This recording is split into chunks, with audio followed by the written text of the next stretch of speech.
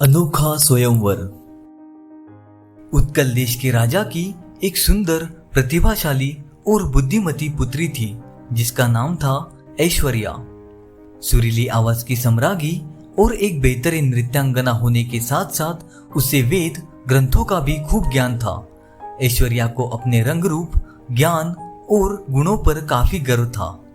21 वर्ष की होने पर उसके पिता ने कहा, पुत्री, मैं तुम्हारे लिए स्वयंवर आयोजित कर रहा हूँ। इसमें देश भर से राजाओं, राजकुमारों को आमंत्रित किया जाएगा। जिसे तुम चाहो अपना वर चुन सकोगी। ऐश्वर्या पिता से बोली, पिताजी, मेरा स्वयंवर साधारण नहीं होना चाहिए। जिसे मैं अपना जीवन साथी चुनूंगी वह एक विशेष व्यक्ति होगा, एक ऐसा युवा जो सर्वोत्तम से भी बढ़कर हो। राजा ने पूछा, कौन कितना सर्वोत्तम है यह कैसे मालूम पड़ेगा पुत्री? ऐश्वर्या ने कहा, इसके लिए हमें विभिन्न श्रेणियों में प्रतियोगिताएं आयोजित करनी होगी। सभी प्रतियोगिताएं जीतने वाले को सर्वश्रेष्ठ और उपयुक्त माना जाएगा। राजा ने पूछा, तो फिर किस किस तरह की प्रतियोगिताएं होनी चाहिए? ऐश्वर्या बोली, तीरंदाजी, गायन, नृत्य कला, शास्त्र ज्ञान और सौंदर्य। ठीक है ऐश्वर्या, राजा बोला, मैं रतन से कह देता हूँ वह स्वयंवर की सभी व्यवस्थाएं करनी शुरू कर देगा। रतन राज्य के प्रधानमंत्री का पुत्र था। ऐश्वर्या और रतन दोनों एक साथ पले बड़े थे। किसी को मालूम भी नहीं था कि रतन मन ही मन में ऐश्वर्या को चाहता था। वह जानता था कि ऐश्वर्या से विवाह करने की अपनी अभिलाषा को वह कभी व्यक्त नहीं कर सकता था। अब वह ठहरा एक मंत्री का बेटा और ऐश्वर्या इतने बड़े देश के राजवंश की राजकुमारी। 6 महीने बाद प्रतियोगिताएं प्रारंभ हो गई। दूर देश से राजा, महाराजा, राजकुमार इनमें भाग लेने पहुंचे। सभी प्रजावासियों ने एक एक प्रतियोगिताएं की प्रतिभाओं को देखा। हफ्ते भर ये प्रतियोगिताएं चलती रही और 8वें दिन परिणाम घोषित किए गए। कोई भी राजा या राजकुमार स्पष्ट विजेता नहीं बन पाया।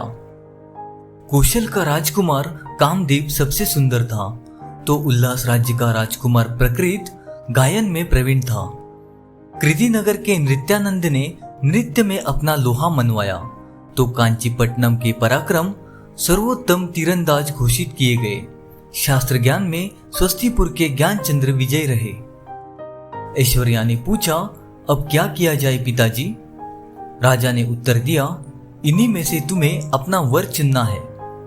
ऐश्वर्या ने फिर से पूछा, लेकिन कैसे पिताजी? मैं तो चाहती थी कि मेरा वर सर्वश्रेष्ठ से बढ़कर हो, पर यह प्रतियोगी तो एक एक गुण में ही श्रेष्ठ है। राजा ने पुत्री को सलाह दी, मैं तो कहता हूँ कि इन 5 युवकों को यहाँ कुछ दिन और अतिथि के रूप में रहने दो। शायद यह सामने आ जाए कि इनमें से कौन सर्वश्रेष्ठ है। इस तरह 5 राजकुमार महल में कुछ और दिन रहे। स्वयं को सबसे श्रेष्ठ सिद्ध करने के लिए वे हर संभव प्रयास करने लगे।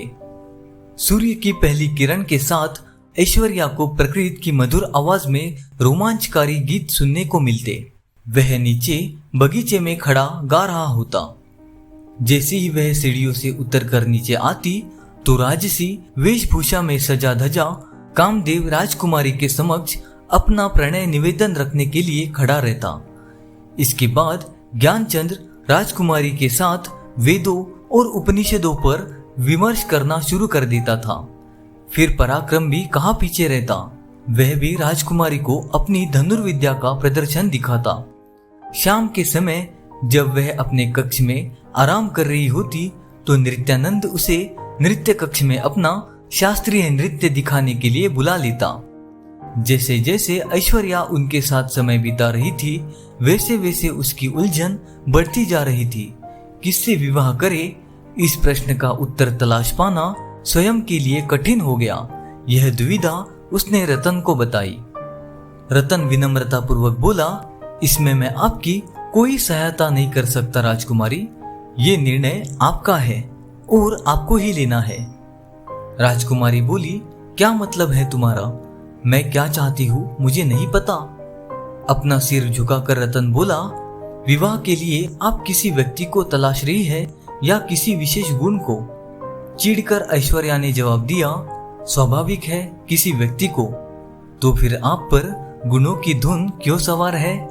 इस चक्कर में आप वर को भूल रही है। सुंदर युवा, उत्कृष्ट नर्तक, कुशल धनुर्धर, प्रतिभाशाली गायक और शास्त्र ज्ञाता होने से पहले वे कैसे व्यक्ति है, क्या आपने यह जानने का प्रयास किया? रतन ने अपनी बात को मजबूती से रखा। ऐश्वर्या हैरान थी।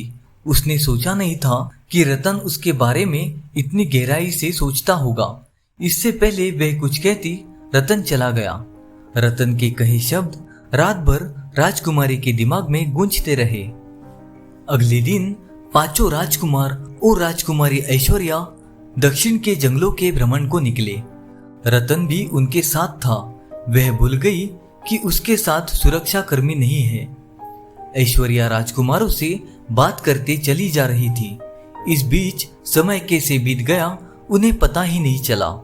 तभी रतन रुका और बोला, अब हमें वापस चलना चाहिए। कामदेव ने पूछा, लेकिन क्यों? अंधेरा होने वाला है, हमें समय से राजमहल लौटना चाहिए, रतन ने बोला। नित्यानंद ने हंसते हुए कहा, रतन तुम्हें कहीं डर तो नहीं लग रहा? पराक्रम बोला, तुम चिंता मत करो, हम हैं ना तुम्हारे साथ। हाँ, हम हैं ना साथ में। ज्ञानचंद ने भी अपनी बात जोड़ी।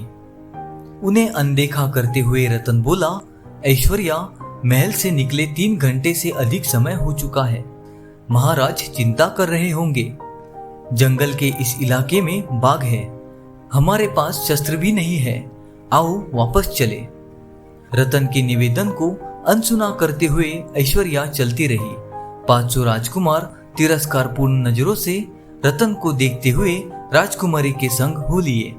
उन पर ध्यान न देते हुए रतन भी उनके पीछे चलने लगा। अचानक एक जोरदार दहाड़ सुनाई पड़ी। सब रुक गए।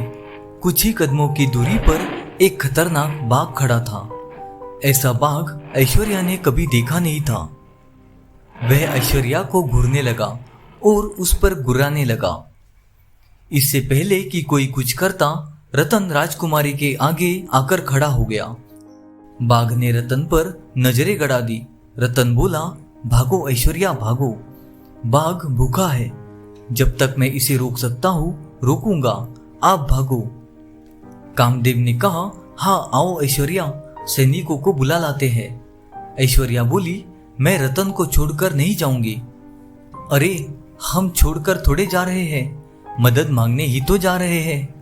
नित्यानंद के मुंह से बड़ी मुश्किल से बोल निकल पा रहे थे। बाघ हमें कच्चा खा जाएगा, भागो ऐश्वर्या, पराक्रम चिल्लाया। रतन को छोड़कर मैं नहीं जाऊंगी, राजकुमारी बोली।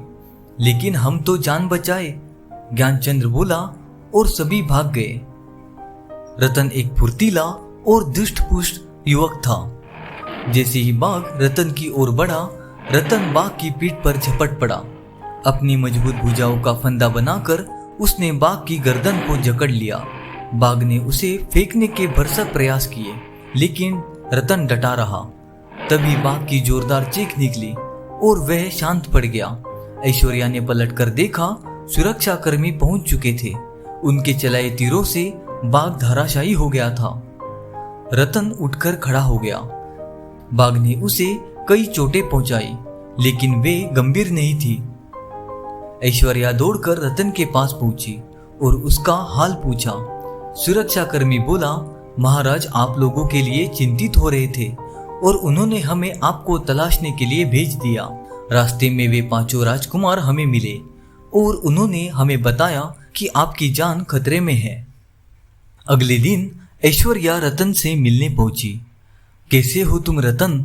मैं तुम्हें अपना निर्णय बताने आई हूँ। अच्छा, तो किसे चुना आपने? गायक, नर्तक, धनुर्धर, शास्त्र ज्ञाता या फिर वह सुंदर युवक? रतन ने उत्सुकता से पूछा। नहीं, इनमें से कोई मेरा पति बनने योग्य नहीं है। मैंने ऐसे व्यक्ति को चुना है जो अपने से अधिक मेरे जीवन को महत्व देता है। रतन ने सिर उठाकर ऐश्वर्या के चेहरे की ओर घूर कर देखा। क्या आप सच कह रही हैं राजकुमारी ऐश्वर्या? हाँ, मैंने तुम्हें अपने पति के रूप में चुना है। अब मैं तुम्हारे दिल की बात जानना चाहती हूँ। मुझे अपनी जीवन संगिनी स्वीकार करोगे? ऐश्वर्या, मैंने सदा आपको दिल से चाहा है। मुझे अपने योग्य समझकर आपने मुझे दुनिया का सबसे भाग्यशाली इंसान बना दिया है। 1 माह के पश्चात ऐश्वर्या और रतन का विवाह हुआ।